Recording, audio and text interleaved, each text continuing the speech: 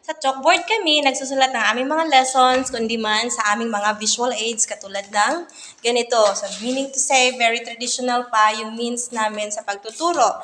Dahil nga, wala kaming kuryente dito. Pero dahil sa Ayamika, ngayon po ay pwede na kaming gumamit ng PowerPoint.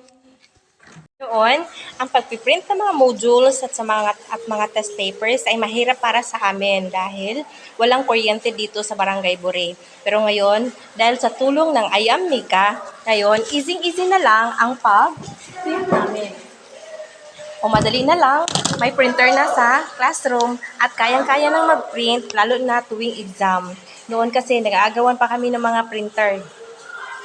Kapag nagluto kami at naabutan ng dilim, problema namin kasi, ayan, di makita namin. Pero dahil sa Ayamika, ayan, at maliwanag na yung aming room. So, kayang-kaya kahit na abutan kami ng dilim or abutan kami ng gabi habang nagluluto ng bread. Diba? Thank you so much, Ayamika.